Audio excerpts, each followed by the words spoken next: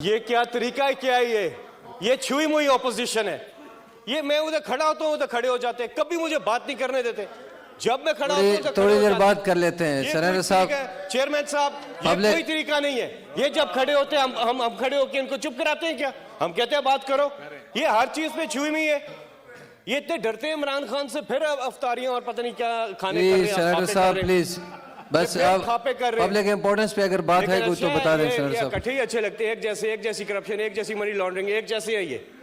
یہ اکٹھے اچھے لگتے ہیں, گڈ, تھینک یو جی. لیکن یہ کیا اب مل کے کھڑے ہو جاتے ہیں. تھینک یو سینیٹر صاحب. میں پوائنٹ آف پبلک امپورٹنس پر بات کروں گا سر, آپ اس کے کروں گا میں آرڈر کے بعد لے لیں. یہ دو آرڈر رہتے ہیں, اس کے بعد آپ لے لیں پلیز. 2 منٹ. یہ ان کا طریقہ کار کیا ہے؟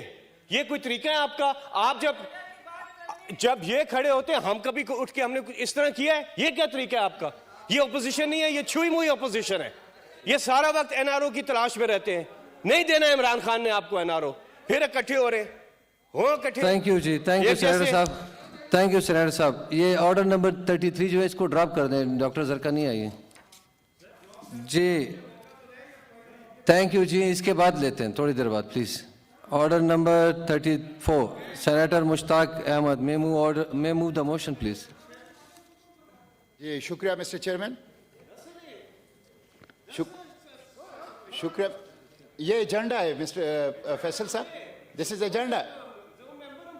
یس جی پلیز بیٹھ جائے فیصل صاحب. تھینک یو, آپ شکریہ جی. کریں, ایجنڈے پہ آ جائیں پھر کریں. جی مشتاق صاحب پلیز موشن موو کریں پلیز. شکریہ مسٹر چیئرمین.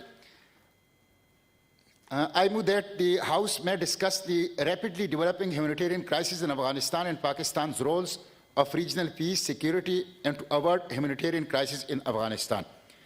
Mr. Chairman, یہ بہت اہم ایشو ہے اور آپ کی اجازت سے میں پورے ہاؤس کی بالخصوص ٹریجری بینچز کی توجہ اس طرف مبذول کرانا چاہتا ہوں. اور میری خواہش تھی کہ یہاں پہ فارن منسٹر بیٹھے ہوتے تو وہ ہمیں ذرا بتاتے کہ OIC کی جو کانفرنس ہوئی ہے اس میں جو فیصلے ہوئے ہیں اس پہ کہاں تک عمل درآمد ہوئی, اور اس کے ساتھ ساتھ افغانستان کی جو ہیومینیٹیرین کرائسس ہے اس میں اس کی صورتحال کیا ہے اور حکومت پاکستان نے کیا اقدامات اٹھائے ہیں. تو یہاں کوئی منسٹر صاحب تشریف نہیں رکھتے ہیں, تو مسٹر چیئرمین کون جواب دے گا اس کا؟ علی محمد صاحب بھی نہیں ہیں. نہیں مشتاق صاحب آپ کنٹینیو کریں. جی فیصل صاحب. مسٹر چیئرمین, آج آپ کی موجودگی میں فیصل صاحب بہت چہک رہے ہیں. اچھا شکریہ مسٹر چیئرمین. میں جو افغانستان کے اندر ایک ہیومن ٹریجڈی وہ جنم لے رہا ہے اور اس کے جو اثرات پاکستان کے اوپر بالخصوص اور خطے کے اوپر وہ مرتب ہونے, اس کے بارے میں بات کر رہا تھا. ایک ہمارے گیلری میں ہمارے کچھ بزنس مین آئے ہوئے ہیں جو مومند ایجنسی سے ہیں, دوسرے ہمارے پشاور کے بزنس مین بھی ہیں. ہم سب ان کو ویلکم کرتے ہیں. ویلکم. تو مسٹر چیئرمین, یہ اگست 2021 میں امریکہ اور اس کی اتحادیوں نے ایک اچانک اور غیر متوقع انہلا کیا. حالانکہ انہوں نے ایگریمنٹ کیا تھا دوحہ پیس ڈیل, اور اس کے تحت ان کو ایک آرگنائزڈ اور پلانڈ وہ وڈرال کرنا چاہیے تھا, لیکن انہوں نے نہیں کیا, جس کی وجہ سے 40 ملین آبادی والا ملک افغانستان اس وقت ایک انسانی المیہ سے دوچار ہوتا نظر آ رہا ہے. افغانستان کا ہر مرد, ہر عورت, ہر بچہ اس وقت شدید غربت اور شدید بھوک کا شکار ہے مسٹر چیئرمین. اور 20 سال جو امریکہ اور اس کے اتحادیوں نے افغانستان میں گزارے, انہوں نے ایک سیلف سسٹیننگ اکانومی کی تعمیر نہیں کی, اور 75% جو افغانستان کا بجٹ تھا وہ بین الاقوامی ڈونیشنز اور بین الاقوامی سپورٹ کے اوپر تھا, اور اس کے ساتھ ساتھ افغانستان کو انہوں نے کرپشن کا گڑھ بنا دیا. 2020 کی جو ٹرانسپیرنسی انٹرنیشنل کی رپورٹ ہے, اس رپورٹ کے مطابق افغانستان دنیا کے جو 15واں کرپٹ ترین ملک ہے. 15واں کرپٹ ترین ملک ہے. یہ میں بات کر رہا ہوں جب طالبان کے ٹیک اوور سے پہلے جو حکومت تھی اس کی. مسٹر چیئرمین, $9 ارب وہ امریکہ نے فریز کر لیے ہیں, اور اس کی وجہ سے صورتحال بدتر ہوتی جا رہی ہے. یہ انسانی حقوق کی بدترین خلاف ورزی ہے اور اس ٹریجڈی ہیومن ٹریجڈی کی براہ راست ذمہ دار امریکہ اور اس کے اتحادی ہیں. مسٹر چیئرمین, اس وقت افغانستان میں تنخواہوں کی ادائیگی نہیں ہو رہی, بے روزگاری عام ہے, بھوک ہے اور خشک سالی ہے. بدقسمتی یہ ہے گزشتہ 30 سال کی بدترین خشک سالی جو اکتوبر 2020 سے شروع ہو گئی ہے افغانستان کو لپیٹ میں لیا ہوا ہے. ایک طرف جنگ کے اثرات ہیں, دوسری طرف بین الاقوامی پابندیاں ہیں, تیسری طرف خشک سالی ہے اور اس کی وجہ سے ایک بھیانک منظر جو ہیں وہ ہمیں افغانستان کا نظر آ رہا ہے. یونائٹڈ نیشن کی ورلڈ فوڈ پروگرام کے مطابق 40 ملین افغان آبادی میں سے 23 ملین آبادی جو کہ نصف آبادی سے زیادہ ہے وہ بحرانی سطح کی بھوک کا شکار ہے. کرائسس لیول ہنگر, بحرانی سطح کے بھوک کا شکار ہیں. اس کا مطلب یہ ہے کہ وہ دن میں اور رات میں صرف ایک وقت کھانا کھا سکتے ہیں, ایک وقت کے علاوہ ان کو کھانا دستیاب نہیں ہے. ان 23 ملین لوگ جو کہ اس وقت بحرانی لیول کی بھوک کا شکار ہیں, اس میں لاکھوں بچے ہیں. مسٹر چیئرمین, لاکھوں بچے ہیں. 95% آبادی انسفیشینٹ فوڈ کا شکار ہے ورلڈ فوڈ پروگرام کے مطابق. اور جس طرح میں نے عرض کیا کہ اکتوبر 2020 سے جو خشک سالی ہے اس نے صورتحال کی اثرات کو اور بھی زیادہ خراب کر دیا ہے. ورلڈ فوڈ پروگرام کہتا ہے کہ اگر وسط 2022 تک بین الاقوامی برادری نے افغانستان کی صورتحال کو نہیں سنبھالا تو افغانستان کے 97% عوام خط غربت سے نیچے چلے جائیں گے اور یہ کولیپس کر جائے گا. اس وقت خوراک کی, گرم کپڑوں کی, ادویات کی, کمبلز کی, بچوں کے دودھ کی اور لکڑی اور کوئلے کی افغانستان کے عوام کو بہت زیادہ شدید ضرورت ہے. کتنی افسوس کی بات ہے مسٹر چیئرمین کہ ورلڈ فوڈ پروگرام کہہ رہا ہے کہ ایک انکیوبیٹر میں 3 نوزائیدہ بچوں کو رکھا جا رہا ہے, 3 نوزائیدہ بچوں کو, اور بڑے پیمانے پر بچے جو ہیں جو کہ نوزائیدہ بچے ہیں جو کہ ابھی پیدا ہوئے ہیں وہ بڑے پیمانے پر ان کی ہلاکتیں وہ ہو رہی ہے. مسٹر چیئرمین, یونائٹڈ نیشن نے $5 ارب کی اپیل کی ہے اور یہ یونائٹڈ نیشن کی سب سے بڑی اپیل ہے کسی ملک کے لیے, جس میں $4.4 ارب براہ راست افغانستان کے اندر جو ورکرز ہیں, ایڈ ورکرز ہیں, ان کو جائیں گے اور $60 کروڑ پاکستان اور ایران میں جو ریفیوجیز ہیں ان حکومتوں کے ذریعے ان ریفیوجیز کو جائیں گے.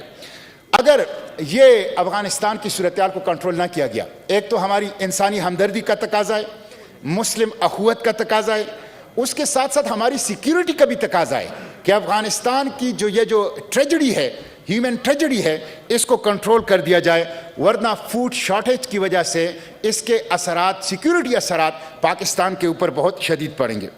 مسٹر چیئرمین, پاکستان نے OIC کانفرنس کی اور میں منسٹر صاحب سے پوچھنا چاہوں گا, اگر منسٹر صاحب میری طرف توجہ کرے تو. منسٹر صاحب فدا صاحب پلیز بیٹھ جائیں. میں آپ سے پوچھنا چاہوں گا کہ آپ کی حکومت نے OIC کانفرنس کی اور اس OIC کانفرنس میں وزیر خارجہ شاہ محمود صاحب کے مطابق 20 ممالک, 70 وفود اور 437 مندوب شریک ہوئے اور اس میں کچھ چیزوں کے اوپر اتفاق رائے کیا گیا. جن چیزوں کے اوپر اتفاق رائے کیا گیا اس میں نمبر 1 یہ تھا کہ ہم ایک ٹرسٹ فنڈ کا قیام کریں گے. OIC ایک ٹرسٹ فنڈ کا قیام کرے گی, نمبر 1. نمبر 2, عالمی ادارے صحت سے افغانستان کے لیے کورونا ویکسین حاصل کریں گے. نمبر 3, فوڈ سیکیورٹی پروگرام دیں گے. نمبر 4, جو بینکنگ چینلز ہیں افغانستان کی, یہاں پہ خیبر ضلع سے اور ماون ضلع سے انڈسٹریلسٹ بیٹھے ہوئے ہیں, جو بینکنگ چینلز ہیں ان چینلز کو ہم بحال کریں گے اور افغانستان پر عالمی پابندیوں کو انسانی امداد کی راہ میں رکاوٹ نہیں بننے دیں گے. میں پوچھنا چاہتا ہوں منسٹر صاحب سے کہ آپ کے اس کانفرنس کے اندر ان چیزوں کے اوپر اتفاق ہوا تھا, کتنا اس پہ عمل درآمد ہوا ہے؟ کیا افغانستان کے بینکنگ چینلز بحال ہوئے؟ کیا ٹرسٹ فنڈ کا قیام ہو گیا ہے؟ کیا انسانی امداد کا پروگرام وہاں پہ جاری ہے؟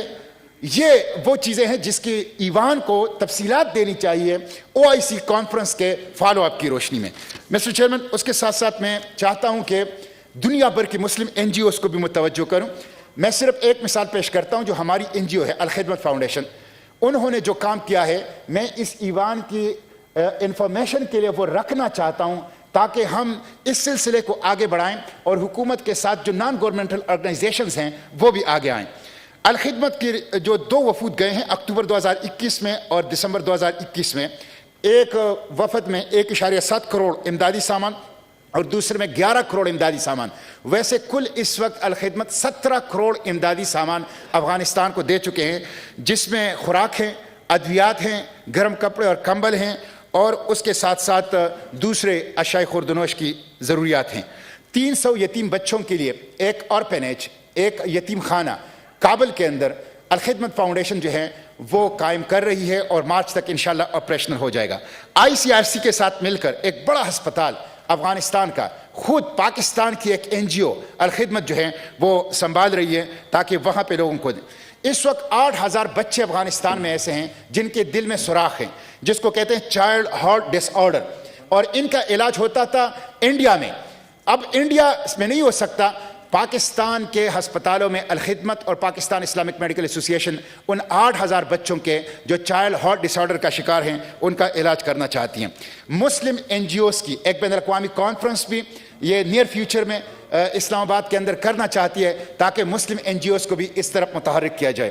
مسٹر چیئرمین، طالبان جو ہیں وہ لچک دکھا رہے ہیں، اور جو امریکہ اور برطانیہ اور یورپی ممالک کے ان کے حوالے سے خدشات تھے، خواتین کے حقوق کے حوالے سے، اقلیتوں کے حقوق کے حوالے سے، تعلیم کے حوالے سے، وہ غلط ثابت ہو چکے ہیں۔ ان کا ایک نیا چہرہ سامنے آ چکا ہے، وہ انٹرنیشنل کمیونٹی کے ساتھ چلنا چاہتے ہیں، وہ اپنی ملک کی تعمیر کرنا چاہتے ہیں، وہ اپنے عوام کو ترقی دینا چاہتے ہیں، وہ افغانستان کو پرامن ایک ملک بنانا چاہتے ہیں، اور ان کے بارے میں جو پروپیگنڈا تھا اور خدشات تھے وہ غلط ثابت ہو گئے ہیں۔ مسٹر چیئرمین، اس لیے اب ان کے ساتھ کچھ مذاکرات ہونے چاہیے۔ ریسنٹلی ناروے کے اندر امریکہ اور طالبان کے مذاکرات ہوئے ہیں، جس سے کچھ امید بندی ہے کہ افغانستان جو ہیں وہ کچھ بینکنگ چینل جو ہیں وہ آ جائیں گے۔ میری درخواست یہ ہے حکومت پاکستان سے کہ ایک تو بارڈر کے اوپر ایک ایسی ہیلتھ فیسلٹیز دی جائے، تاکہ ابھی ریسنٹلی ایک بچے آ رہے تھے اور وہ راستے میں کرم ایجنسی کے اندر، آپ کو یاد ہوگا، وہ بچے، ایک لڑکا تھا، اس کے ساتھ ان کی بہن تھی، وہیں پہ فوت ہو گئے، وہیں پہ وہ دفن کر دیے گئے۔ خواتین ہیں جو اپنے بچوں کو حوالے کر دیتے ہیں، یہاں ان کا کوئی نہیں ہوتا اس کا علاج۔ تو ایک تو بارڈر پر جو ہیلتھ فیسلٹیز ہیں وہ دی جائے، مریضوں کی آسان ویزے کا اجرا کیا جائے، طلبہ کو جو پاکستان اور افغانستان کے اندر، پاکستان کے جو افغانستان کے اندر پڑھتے ہیں، افغانستان کے جو پاکستان کے اندر پڑھتے ہیں، ان کے آسان ویزے کا اجرا کیا جائے۔ اور جو منقسم خاندان ہیں، آپ کو پتہ ہے ایسے خاندان ہیں جن کی شادیاں یہاں ہوئی ہے، ایسے خاندان ہیں جن کی شادیاں افغانستان ہی ہوئی ہیں، جو منقسم خاندان ہیں ان کی آمد و رفت کے لیے آسانیاں پیدا کی جائے۔ اور اس کے ساتھ ساتھ جو سیکیورٹی صورتحال ہے، جو کرم کے اندر ایک حملہ ہوا ہے، اور اسی طرح جو بار بار TTP کی بات آ رہی ہے کہ وہاں سے پاکستان کے اندر بدامنی کے اندر انوالو ہیں، بدقسمتی سے ہماری اپنی حکومت اور ان کے وزراء ایک پیج پہ نہیں ہیں۔ جو نیشنل سیکیورٹی کے ایڈوائزر ہیں وہ کچھ اور کہہ رہے ہیں، جو وزیر داخلہ ہیں وہ کچھ اور کہہ رہے ہیں، جو باقی وزراء ہیں وہ کچھ اور کہہ رہے ہیں۔